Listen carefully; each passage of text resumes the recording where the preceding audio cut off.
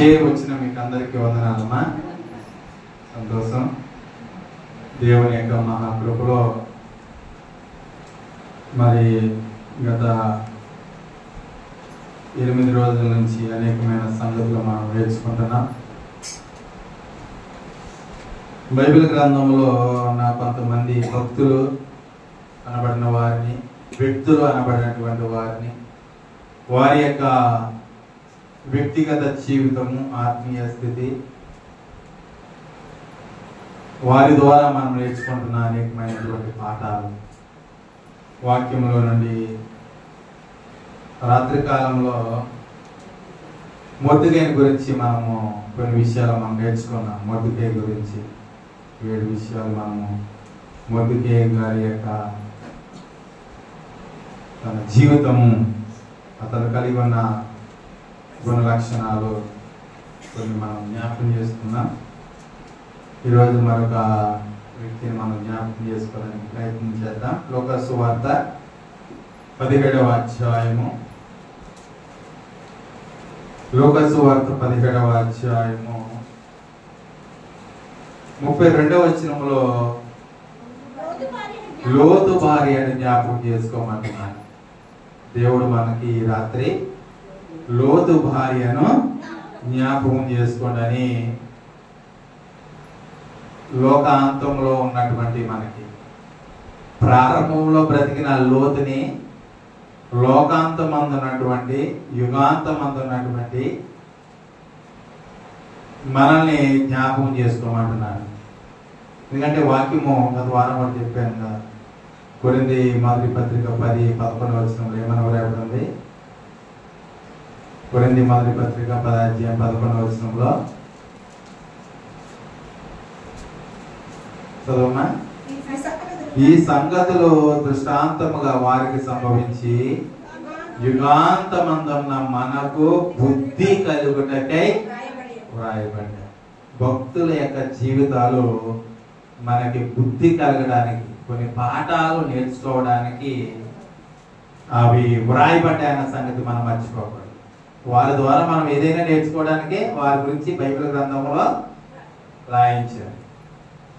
వారి గురించిన విశేషాలు, మంచి అయితే మంచి, చెడు అయితే చెడు, ఏదుంటే అది మనము ఆ కోణంలో దేవుని మనసులోనికి మనము వెళ్ళి ఆయన మనసులో నుండి మనం ఆలోచిస్తే కొన్ని విషయాలు మనకు అర్థమవుతాయి. అందుకని ఇక్కడ స్వయాన యేసుక్రీస్తు వారు పలుకుచిన మాటలు నూతన నిబంధనలో, లోతు భార్యను జ్ఞాపకం చేసుకోండి అనే మాట. అంటే అంచె దినాలలో ఉన్నటువంటి మనకు, ఆనాటి లోతు దినాల్లో ప్రజలు ఎలా ఉన్నారో అలాగే ఈ దినాలలో కూడా ప్రజలు ఆ విధంగానే ఉంటున్నారు. నోవాహు దినాలను జ్ఞాపకం చేసుకోమన్నాడు. నోవాహు దినాలలో ప్రజలు ఎలాగైతే తిరుగుబాటుదారులుగా ఉన్నారో ఈనాటికి కూడా ఎంతో మంది లోబడనొల్లని ప్రజలుగా మిగిలిపోతున్నారు. అందుకని యేసుక్రీస్తు వారు ఆయన రాకడలో జరిగే పరిస్థితులు, గుర్తులేంటి అని చెప్పినప్పుడు, శిష్యులు అడిగినప్పుడు మీకు సూచనలు ఏమున్నాయంటే లోతు దినాలు ఏం జరిగాయో అవే జరుగుతున్నాయి. అలాగే నోవా దినాల్లో ఎలాగైతే ఉన్నారో అటువంటి పరిస్థితులే ఈ దినాల్లో జరుగుతున్నాయి కూడా. అందుకనే లోతు భార్య ఎలా అయితే పతనం అయిపోయిందో, నాశనాన్ని కొని తెచ్చుకుందో, అటువంటి పరిస్థితి ఈనాటి దినాల్లో ఎంతో మంది కలిగి ఉండటము మరి మనము ఎంతో విచారింపదగ్గ విషయం. ఇందుకే లోతు భార్యని దేవుడు ఎందుకు జ్ఞాపకం చేసుకోమంటున్నాడు అని మనం ఆలోచిస్తే, ఆమె ద్వారా దేవుడు మనకి ఏం పాఠాలు నేర్పించాలనుకుంటున్నాడు, ఆమె ఏం చేసిందని అంటే మనకు ఆమె గురించి పూర్తిగా మనకు తెలుసు. ఎందుకంటే సొదొమ గొమొర్రా పట్టణాలు పాడైపోయాయి. ఆ పట్టణాలలో లోతు తన కుటుంబము నివాసం ఉంది.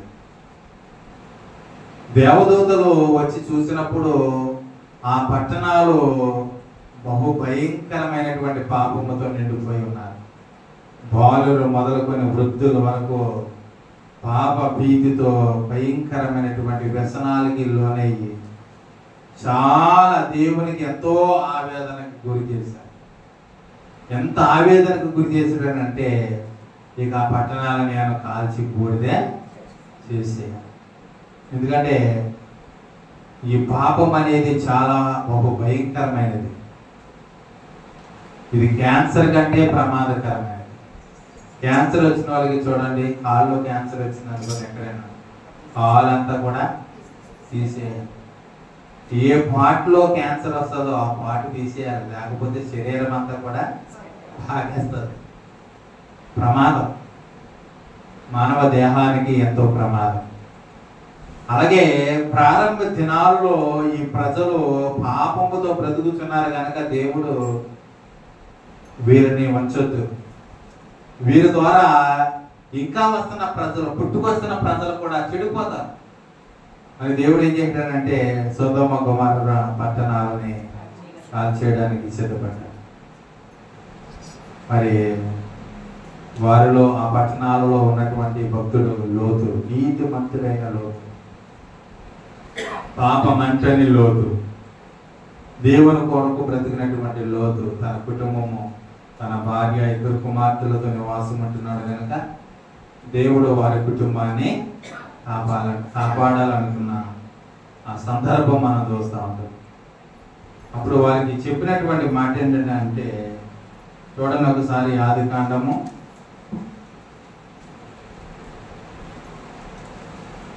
8 లోతుతో మాట్లాడుతున్నటువంటి కొన్ని విషయాలు మనం చూడగలిగితే 19వ అధ్యాయము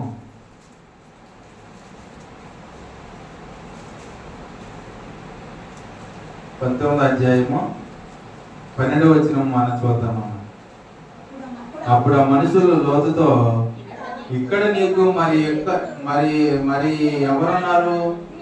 ఎల్లుండి నీ కుమారులను నీ కుమార్తెలను ఈ ఊరిలో నీకు కలిగిన వారందరినీ వెలుపలికి తీసుకొని రమ్ము, మేము ఈ చోటు నాశనము చేయవచ్చితిమి.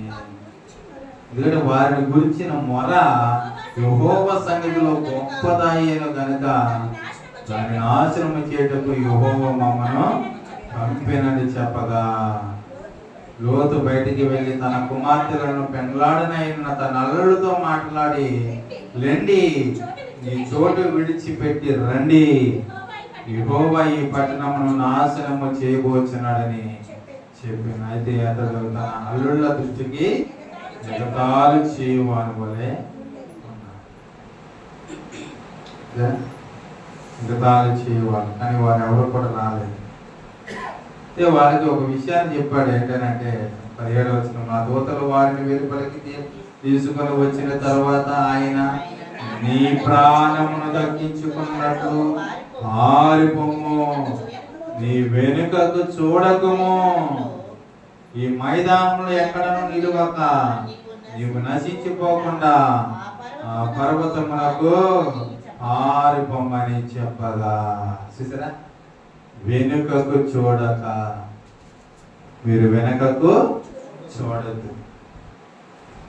మీరు వెనక చూడకుండా ఈ పట్టణాలు నేను నాశనం చేయబోతున్నాను కనుక మీరు వెనక్కి చూడద్దు. అసలు మీరు ఈ పట్టణాలకి దూరంగా వెళ్ళిపోయింది అని వారికి చెప్పినప్పుడు మరి వారి ప్రాణాన్ని రక్షించుకునే కొరకు వారందరూ వెనక తట్టి తిరగకుండా పారిపోతున్నారు. లోతు తన యొక్క 2 కుమార్తెలు. కానీ లోతు భార్య ఎవరైతే ఉన్నారో ఈవిడ వెనక తట్టు తిరిగి ఉప్పు స్తంభమై. చూడండి 26వ వచనంలో, అయితే లోతు భార్య అతని వెనుక నుండి తిరిగి చూచి ఉప్పు స్తంభమాయెను. సరే, ఏమైపోయిందంట? ఉప్పు స్తంభం అయిపోయింది. ఎందుకు ఉప్పు స్తంభం అయిపోయింది? ఎందుకు ఆమె వెనక తట్టు తిరిగి చూసింది? అని మనము ఆలోచిస్తే కొన్ని విషయాలు మనకు అర్థమవుతాయి. మొట్టమొదటి విషయం ఏంటంటే ఆమె వెనక తట్టు ఎందుకు తిరిగి చూసింది అనే కారణాన్ని మనం వెతికినప్పుడు మొదటి కారణం ఏంటో తెలుసా అంటే ఆమె దేవుని కంటే లోకాన్ని ఎక్కువగా ప్రేమించింది. అది అసలు పాయింట్. లోతు భార్య వెనక తట్టు తిరిగి మరి ఉప్పు స్తంభం అయిపోవడానికి గల కారణం ఏంటంటే మొట్టమొదట ఈమె దేవుని కంటే లోకాన్ని ఎక్కువ ప్రేమించింది. సొదొమ గొమొర్రా పట్టణాలు లోకానికి సాదృశ్యం. ఈమె దేవుని కంటే దేవుని మాట కంటే కూడా లోకమైనటువంటి సొదొమ గొమొర్రా పట్టణాలను ఎక్కువగా ప్రేమించింది. లోకానుసారమైనటువంటి విధానంలో ఉంది. ఇదేనా? ఎందుకంటే మనం దేన్ని ఎక్కువగా ప్రేమిస్తామో దాన్ని మనం విడిచిపెట్టలేం. మనం దేనైతే ఎక్కువగా ప్రేమిస్తామో దాన్ని విడిచిపెట్టడం అనేది మనకి చాలా కష్టం. ఎందుకంటే అక్కడ ప్రజలు ఉన్నారు, ఇల్లు ఉంది, అక్కడ కొంత మిగిలినటువంటి ఆస్తులు ఉన్నాయి. ఇవన్నీ చూసినటువంటి ఏమే అసలు ఏం జరుగుతుందో అన్నటువంటి, అసలు నిజంగా జరుగుతుందా ఇది అన్నట్టుగా ఆమె మరి లోకాన్ని ప్రేమించినటువంటి ఆమె, సొదొమ గొమొర్రా పట్టణాలను ప్రేమించినటువంటి ఆమె వెనక తట్టు తిరిగి ఏమైపోయిందమ్మా? ఉప్పు స్తంభం అయి. చూసారా? లోకాన్ని ప్రేమిస్తే మనం లోకంలోనే కలుసుకున్నాం. దేవుణ్ణి ప్రేమిస్తే దేవుడు మనల్ని ఎక్కడ తీసుకుపోతాడా? పరలోకానికి తీసుకుపోతాడు. ఒకడు లోకానంతా సంపాదించుకొని తన ప్రాణము పోగొట్టుకుంటే ఏమి ప్రయోజనం అన్న అంటే అందుకని యేసుక్రీస్తు వారు నన్నే ప్రేమించారు. మొదట ఎవరిని ప్రేమించాలి? దేవుణ్ణే ప్రేమించాలి. మనం దేవుణ్ణి ప్రేమించే వారమైతేనే దేవుడు మనల్ని ప్రేమించి దేవుడు మనకి పరలోకాన్ని ఇస్తాడు. లోకాన్ని ప్రేమిస్తే లోకంలోనే మిగిలిపోతాం మనం. ఎందుకంటే లోక ఆశలు చాలా విచిత్రంగా ఉంటాయి. మనల్ని అలాగా లాగుతా ఉంటుంది లోకం. ఎందుకంటే లోకంలో ఉన్న ఆశలు దేవుని వలన పుట్టినవి కావంటాడంట. ఏంటి అవి? శరీరాశ, నేత్రాశ, జీవపు డంబం అనేవి ఏవైతే ఉన్నాయో అవి దేవుని వలన కలిగినవి. ఎందుకంటే అది సాతానికి సంబంధించిన ఆశలు. మనుషులు కూడా లోకాశలలో మునిగిపోయి దేవుని ఆశయాన్ని మర్చిపోయారు. మనుషులందరూ కూడా ఏమైపోయారంటే లోతు భార్య అని దేవుడు జ్ఞాపకం చేసుకోమని ఎందుకన్నాడనంటే మనుషులందరూ కూడా లోతు భార్య లాగానే లోకాశలలో ఏమైపోయారు? మునిగిపోయారండి. మునిగిపోయారు. ఎందుకంటే దేవుని కంటే మనము లోకాన్ని ఎక్కువ ప్రేమిస్తాం. లోకంలో పనులు ప్రార్థన ఉన్నా కూడా మనం ఏమనుకుంటామంటే ముందు మన పనులు రాదు, వాస్తవాన్ని మాట్లాడుకుంటాం, అంతేగాని లేనిపోయిన మాటలు కాదు. మనం దేవుని కంటే లోకాన్ని ఎక్కువ ప్రేమిస్తాం, మన పనులు ఎక్కువ ప్రేమిస్తాం, మన పరిస్థితుల్లో మనం ఎక్కువగా ప్రేమిస్తూ ఉంటాం, మన పనులు ఎక్కువగా ప్రేమిస్తూ ఉంటాం, మనకు కావలసిన వాటిని మనం ఎక్కువగా ప్రేమిస్తూ ఉంటాం. కానీ ఈ జీవితాన్ని ఇచ్చిన దేవుణ్ణి మనం ప్రేమించలేకపోతాం. ఒకసారి ఆలోచించండి. తద్వారా మనకు కలిగే భయంకరమైన ప్రమాదం ఏంటంటే ఆమె ఉప్పు స్తంభమైంది కానీ మన భయంకరమైన ఉగ్రతలోనికి వెళ్ళిపోతామండి. చాలా ప్రమాదం అండి. ఆమె అగ్నిలో నుండి తప్పించబడ్డారు. వాస్తవానికి అగ్నిలో నుండి ఆమె తప్పించబడి బయటకు వచ్చింది. కానీ బయటకు వచ్చిన ఆమె ఏమైపోయిందంటే మరలా ఎక్కడికి వెళ్ళిపోయింది? లోకంలో కలిసిపోయింది. ఉప్పు స్తంభంగా మారిపోయింది. నిష్ప్రయోజనం అయిపోయింది. ఉప్పు నిస్సారమైతే దానివల్ల ఏమి ప్రయోజనము? దాంట్లో సారం లేదు. మనుషుల చేత అది తొక్కబడడానికి తప్ప దేనికి పనికిరాదన్నాడు యేసుప్రభువు. మనం కూడా లోకంలో నుండి వచ్చేసాం, బయటకు వచ్చేసాం, మనం రక్షణలోనికి వచ్చేసాం, సంఘంలో చేర్చబడ్డాం, ప్రభు బలలో పాలు పొందుతున్నాం. అయితే ముగింపు అనేది కూడా ఉన్నదండి. పరలోకం అక్కడ చేరే వరకు కూడా మనము చాలా భయభక్తులతోనే ఉండాలి. అయిపోయింది కనుక అనుకోకూడదు, బాప్తిజం తీసుకున్నాం, బలారతలో పాలు పొందుతున్నాం అని అనుకోకూడదు. అక్కడితో అయిపోలేదు. ప్రారంభంలో మనం ఉన్నాం, ముగింపు వరకు మనం వెళ్ళలేదు. పరలోకంలో లేకపోతే యేసుక్రీస్తు వారి రాకడికి ఈ లోకానికి వచ్చిన తర్వాత ఆయనతో ఎత్తబడినప్పుడు ఎంతో సంతోషం.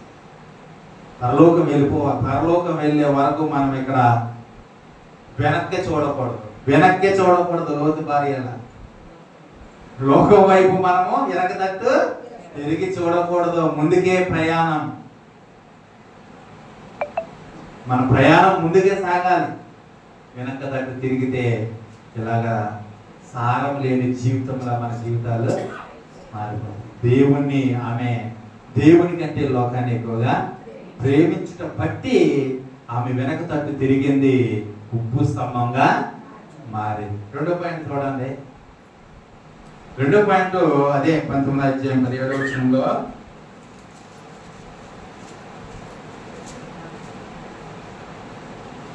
ఏం చెప్పాడు ఆయన?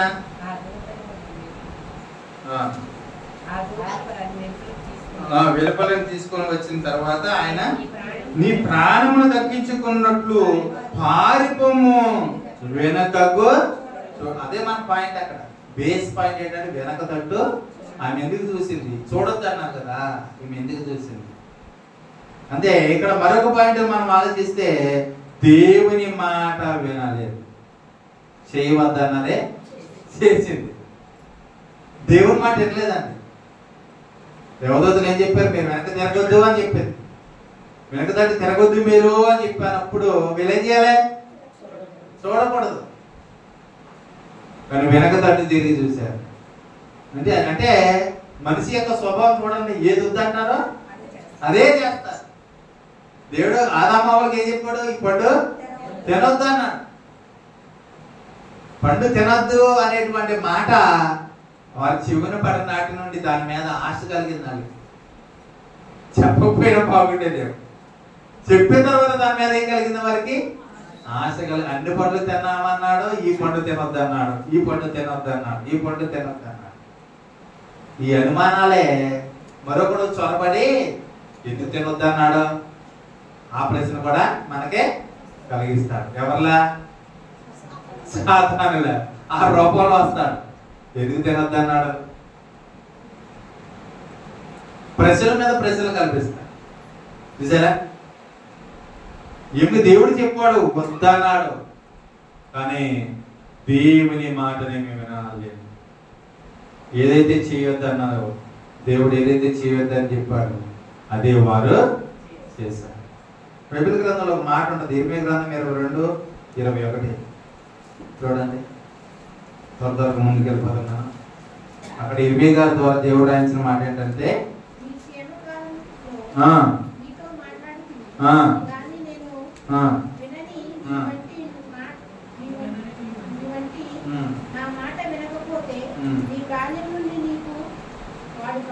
చూసారండి, నీ క్షేమకాలములో నీతో మాట్లాడితేనే కానీ నేను విననని నీ వంటివి. క్షేమకాలములో మాట్లాడాలనుకున్నాను కానీ నీవు వినవు. ఎందుకంటే నా మాట వినకపోవుటే నీ బాల్యం నుండి నీకు వాడిక. పిల్లలు మారం చేస్తా ఉంటారు చూసారా? ఎర్ర అలా అదే నేర్చుకుని స్థాయిలో వచ్చినప్పటికీ కూడా అదే మాట పట్టుకుని ఉంటారు. ఏదైతే వద్దంటామో అదే. దేవుడు కూడా ఈ మాట ఏమన్నాడంటే మీరు బాల్యం నుండే మాట వినకపోవడం అనేది బాల్యం నుండే మీకు వాడుక, అది మీకు అలవాట్లు అంటున్నాడు దేవుడు. చూసారా మనుషుల యొక్క మనస్తత్వం ఎంత భయంకరమైనది. అందుకని మనం కూడా గుర్తుపెట్టుకోవాలి, ఏదైతే దేవుడు వద్దన్నాడో అది మనం ఇప్పుడు చేయకూడదు. దేవునికి నచ్చనిది ఏది మనము చేయకూడదు. ఈ బొద్దుకే గుర్తుకోవడం అదే మాట, నేను చేయవలసిన కాదు అని అన్నాడు. ఇది నేను చేయకూడదు. యూదుల అనబడినటువంటి మేము నమస్కారము చేయకూడదు, చేయకూడదు. నువ్వెంత బాధపడినా పర్వాలేదు, నా మీద ఎంత కోపపడినా పర్వాలేదు, నువ్వేం చేయదాల్సినా పర్వాలేదు, కానీ మేము దేవునికి ఇష్టమైన చేయాలి, కానీ నీకు ఇష్టమైంది మేము చేసి దేవునికి కష్టంగా మేము మారకూడదు. మొద్దుకే అన్న మాట చూసారా ఎలా నిలబడ్డాడు? యోసేపు కూడా అదే అన్నాడు, దేవునికి విరోధమైంది నేను చేయదలచలేదు, నేను ఇది దేవునికి విరోధమైన కార్యం, ఇది నేను దానికి దేవుడికి నచ్చదే నేను ఏది చెయ్యను. చూసారా అలాగా ఈ యొక్క లోతు భార్య ఎవరైతే ఉన్నారో ఈవిడ కూడా ఏం చేయాలంటే దేవుని మాటకి లోబడి ప్రయాణాన్ని కొనసాగించాలి వాస్తవం. కానీ ఆమె ఏం చేసిందంటే వెనకకు తిరిగి ఉప్పు స్తంభంగా మారుతుంది. దానికి కారణం ఏంటంటే మొట్టమొదటి కారణం దేవుని కంటే లోకాన్ని ఎక్కువగా ప్రేమించింది. రెండవ కారణము దేవుని మాట వినకపోవడం. మూడవది ఏంటో తెలుసండి, ఆమె ఆ విధంగా అయిపోవడానికి గల కారణము వెనక తిరగొద్దని దేవుడు చెప్పాడు కదా.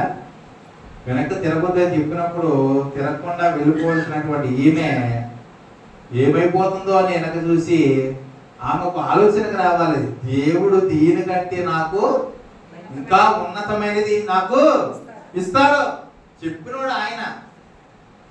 విశ్వాసం ఉండాలి, కానీ ఆమెలో అవిశ్వాసం ఉంది, అవిశ్వాసరాలు. ఒక మాటలో చెప్పాలంటే లోతు భార్యలో ఏముందంటే అవిశ్వాసం ఉంది. చూడండి, అబ్రహాం గారు దేవుడు పిలిచాడు, నువ్వు ఈ దేశాన్ని వదిలిపెట్టి ఈ బంధువులు వదిలిపెట్టి నీకు కావలసిన వారు అందరూ వదిలిపెట్టి నేను చూపించి దేశాన్ని బయలుదేరి రా అని చెప్పినప్పుడు అసలు ఎంత విశ్వాసాన్ని కనపరిచి దేవుని మాటకు లోబడి బయలుదేరాడు. చూడండి సరే, అదంటే విశ్వాసం అంటే. ఈమెలో విశ్వాసం లేదు, అన్ని వదిలిపెట్టేసి రమ్మంటున్నాడు ఏంటి? ఇప్పుడు వరకు మేము ఎన్నో సంపాదించుకున్నాం, అక్కడ ఉన్న ఆస్తులు, అక్కడ ఉన్నటువంటి గొర్రెలు, అక్కడ ఉన్నటువంటి గొడ్డలు, అక్కడ ఉన్నటువంటి ఇళ్ళు, అక్కడ ఉన్నటువంటి బంధువులు, అక్కడ ఉన్నటువంటి లోకస్తులు, స్నేహాలు, వీటన్నిటిని వదిలిపెట్టి వచ్చేయమన్నాడేంటి? సరే, విషయం గమనించండి, వాటికంటే దేవుడు నాకు ఉన్నతమైన స్థితిని నాకు ఇస్తాడన్నటువంటి విశ్వాసము ఆమెలో లేదు. విశ్వాసం లేకపోతే వెనకే చూస్తాం. మన జీవితాల్లో ఏదైనా కార్యాలు జరగాలనుకుంటున్నప్పుడు ఎవరి వైపు చూడాలి మనం? విశ్వాసమునకు కర్తయు దాన్ని కొనసాగించేవాడైనా యేసు వైపు చూచుచు మన ఎదుట ఉంచబడిన పరుగు పద్యములో ఓపికతో పరిగెత్తవలసిన అవసరత మనకుంది. వెనుకున్నవి మరచి ముందున్న వాటికై పరిగెత్తాలి. కానీ ఏమేం చేస్తుందంటే అవిశ్వాసం.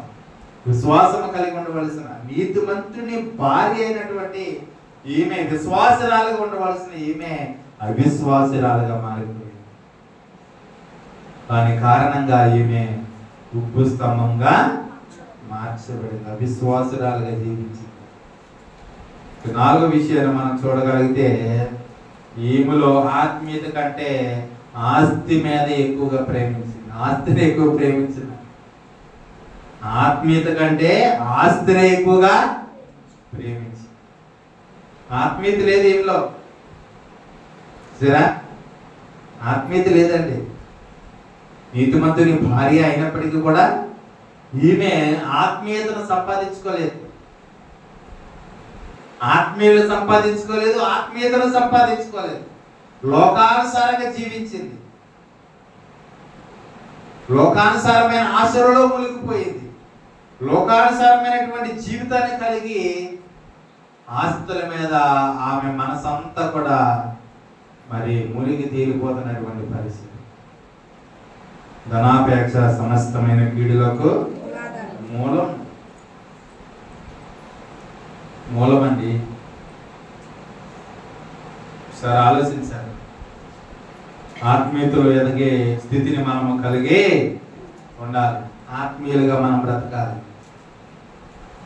రక్షణలో ఉండి కూడా, బాప్తిసం పొంది కూడా మన స్థితి ఆత్మీయంగా లేకపోతే దేవుడు మనల్ని ఇష్టపడడు. ఆత్మీయత అంటే మాటలు, భాష, మన యొక్క ప్రవర్తన విధానము దేవునికి అనుకూలంగా ఉండాలి. ఆత్మీయత కోరుకుంటాడు దేవుడు, ఆస్తులు అంతస్తులుగా. ధనవంతుడు అడిగాడయ్యా, నీ రాజ్యానికి నేను వారసం కావాలంటే ఏం చేయాలని అడిగాడు. అప్పుడు 10 ఆజ్ఞలు పాటించానన్నాడు. అవి బాల్యం నుండి నేను పాటిస్తున్నాను.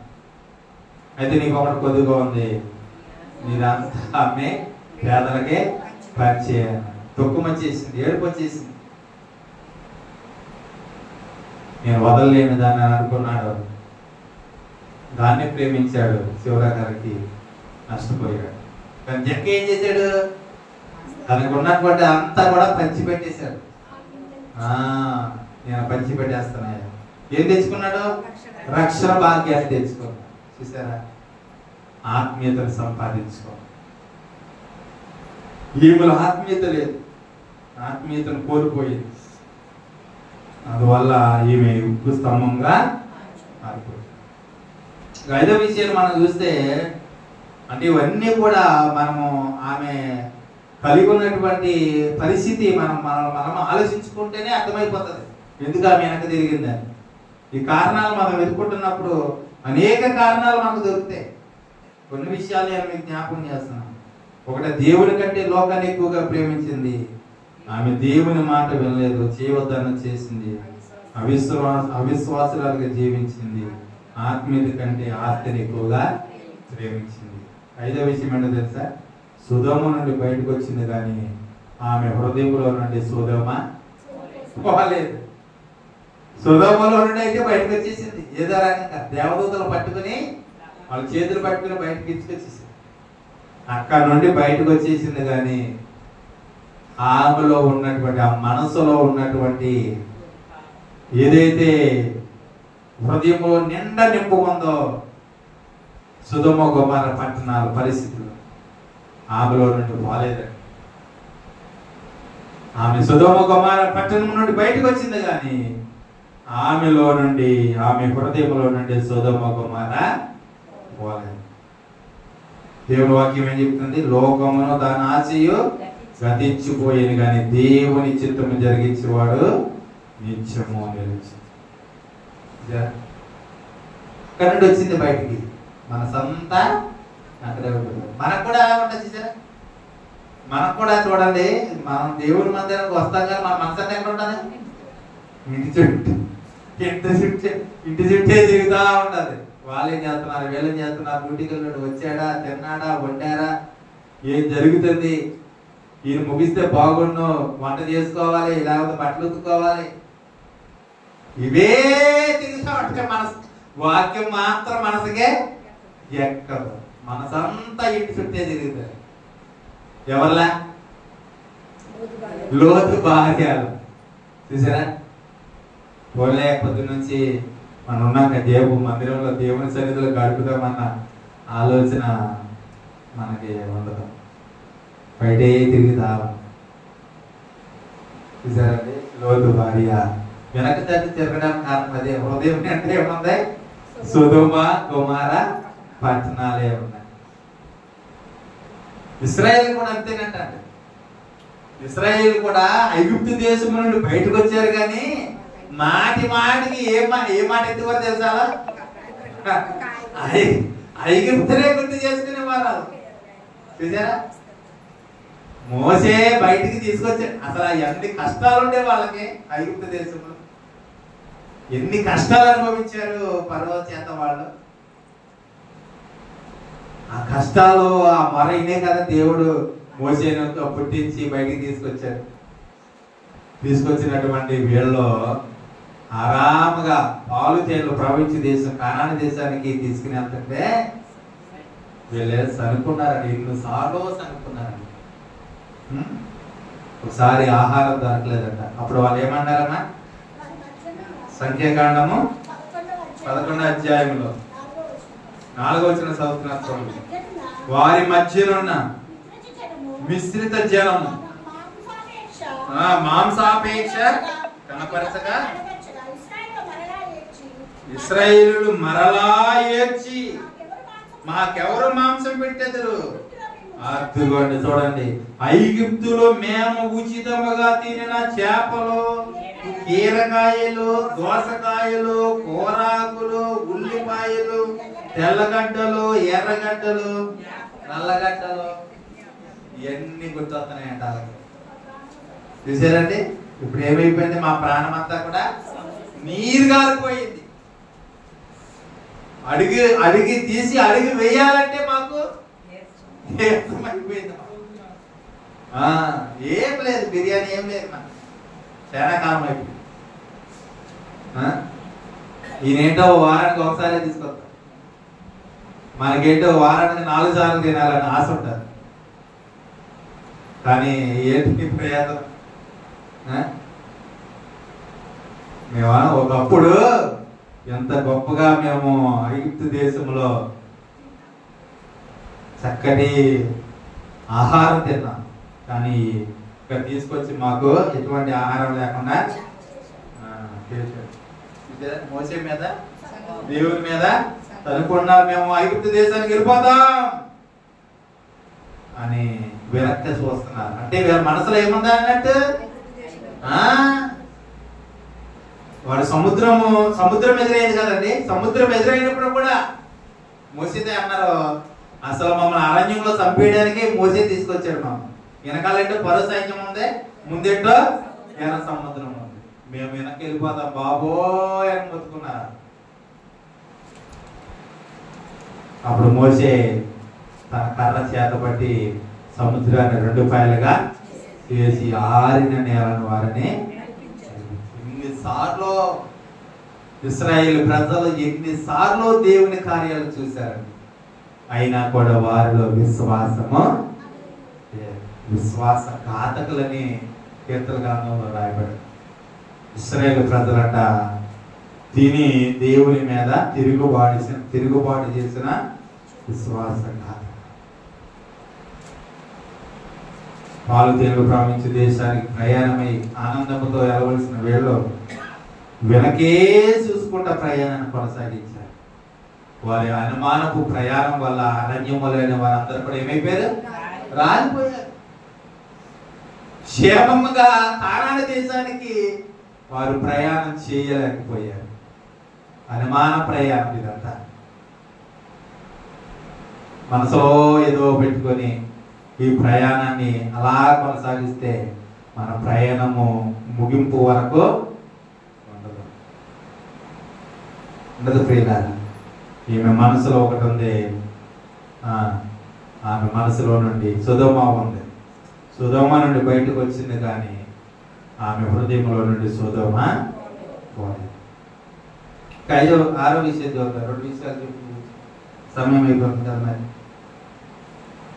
ఇక్కడ ఏం చెప్పాడు? 17వ వచనంలో మీరు వెనక తట్టు తిరిగి చూడద్దు అనే మాటలో మనం చూస్తే మీరు వెనక తిరగొద్దు, వెళ్ళిపోండి, సాగిపోండి అన్నాడు. సాగిపోడి ఆగిపోవద్దు. ఏమేం చేసింది? ఆగిపోయింది. సాగిపోవలసినటువంటి ఈమె ఏమైపోయింది? ఆగిపోయింది. సాగిపోకుండా ఆగిపోయింది. ప్రయాణము ఎలా ఉండాలి? మన ప్రయాణము ముందుకు వెళ్ళిపోతూనే ఉండాలి, వెనక్కి తిరగడానికి వీలు లేదు. సాగిపోతూనే ఉండాలి మన ప్రయాణం. మోసేది కూడా అదే, మీరు ఆగిపోవద్దు, మీరు అక్కడ మీరు సాగిపోతూనే ఉండాలి. దేవుడు వాళ్ళ ప్రయాణం ఎలా కొనసాగించాడు?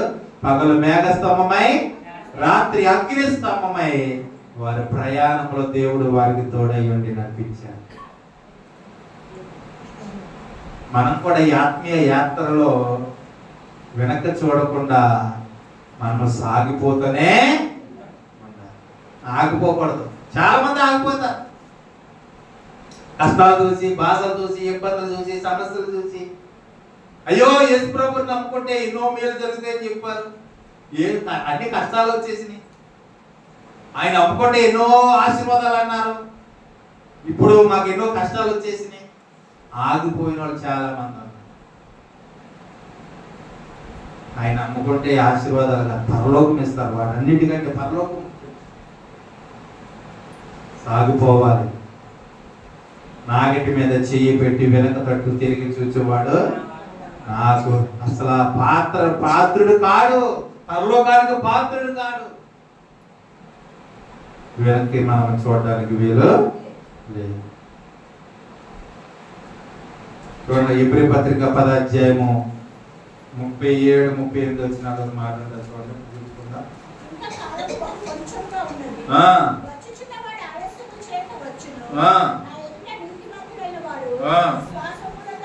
విశ్వాస మూలంగా జీవించును గాని అతడు వెనుక తీసిన ఎడల అతని యందు నా ఆత్మకు సంతోషము ఉండదు.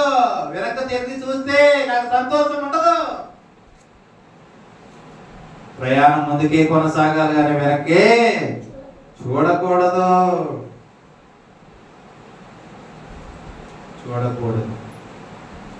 చూసింది ఉప్పు స్తంభము, సాగిపోవాలి కానీ ఆగిపోవాలి. 7వ విషయం చూస్తే ఈమె దేవునితోనూ లోకముతోనూ ఉండాలనుకున్నది. అంటే లోకము అంటే సొదొమ గొమొర్రా పట్టణాలు, దేవునితో అంటే దాని నుండి బయటికి రావడం. దేవుడు ఎక్కడికి చెప్పాడు అక్కడికి వెళ్ళిపోవడం. ఈమె ఏం చేసిందంటే 2 పడవల మీద కాలేస్తుంది. ఏమనుకున్నదే అసలు ఏం జరుగుతుందో అని వెనక జరిగి చూసింది. ఏం అవదనుకున్నదేమో. అది కావాలి, ఇది కావాలి, 2 కావాలి. అంటే సొదొమ గొమొర్రా పట్టణాలు కావాలి, ఇది బయటికి వెళ్ళిపోయి ప్రాణాలు కూడా కాపాడుకోవాలి. 2 మనసుల ద్వారా ఆమె కలిగి ఉన్నట్టుగా 2 పడవల మీద కాలేసి చూసారా. ఆమె చేసినటువంటి తప్పుదాల వల్ల ఆమె కాదండి, తన కుటుంబాన్ని అంతటిని కూడా చీకటిమయం చేసి వెళ్ళాలంటే ఇంటికి దీపం, అంతే కదండి, ఇంటికి దీపం వెళ్ళాలి అంట. ఇప్పుడు ఆ ఇల్లంతా కూడా ఏమైపోయింది? మరణం వల్ల చీకటి అయిపోయింది. తద్వారా పాపం వచ్చింది, వాళ్ళ ద్వారా పాపం జరిగింది. అందుకనే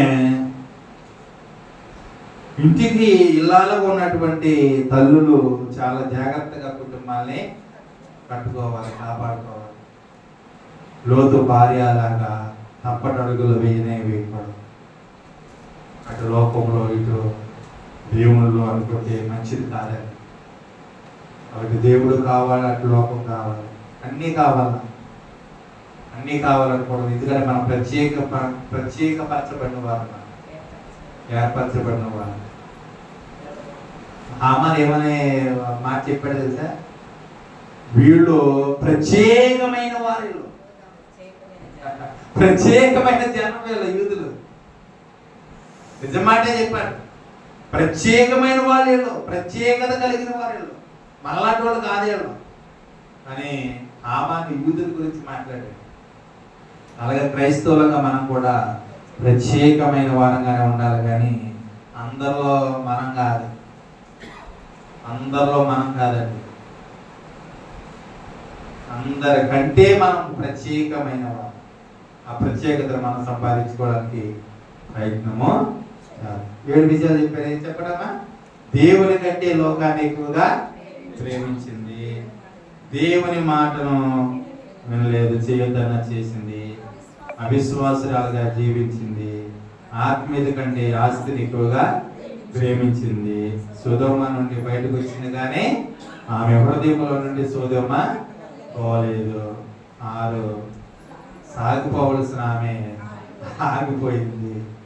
7 దేవునితోనూ లోకముతోనూ ఉండాలన్నటువంటి ఆలోచన కలిగి ఉండి చివరికి ఎందుకు పనికిరాని ఉప్పు స్తంభంగా మారిపోయి ఈ రాత్రి మనకి ఒక పాఠాన్ని నేర్పిస్తుంది. అమ్మ నాలాగా మీరు ఉండొద్దు అని. అంటే ఆమె జీవితం ఎలా అయితే నిస్సారమైపోయిందో మన జీవితాలు కూడా ఏమైపోతాయి? నిస్సారంగా మారు, పనికి రాక. పనికిరాని జీవితాలు కాదు, దేవునికి ఉపయోగపడే జీవితాలుగా మన జీవితాలు ఉండాలని దేవుని ఆశ. గుర్తుపెట్టుకుని మనం కూడా దేవుడిలో బ్రతకడానికి ప్రయత్నించాలి. దేవుడి మాటల మనందరూ బలపరిచి ఆయన రాకడ కొరకు మనందరూ సిద్ధపరచుగాక. ఒక ఇద్దరు ప్రార్థన చేయండి, నేను కూడా ప్రార్థన చేసి ముగించుకుందాం. సమయం అవుతుంది కనుక సమయం మనం ముగించుకుందాం. ఇద్దరు ప్రార్థన చేయండి. సంఘం కొరకు, సంఘంలో ఉన్న పిల్లలందరి కొరకు, దేవుని కాపుల ఆధ్యాత్మిక ఎదుగుదల కొరకు దేవుడు మనందరినీ పరలోకం కొరకు సిద్ధపరిచేలాగా మనం ప్రార్థనలు జ్ఞాపకం చేసుకుందాం. దేవుడు అందరికీ ఆరోగ్యాలు ఇచ్చి కాపాడేలాగా, ఆత్మీయ స్థితిలో మనందరినీ వర్తింపచేయలాగా అందరినీ జ్ఞాపకం చేసుకుందాం. చేయండి అమ్మాయి.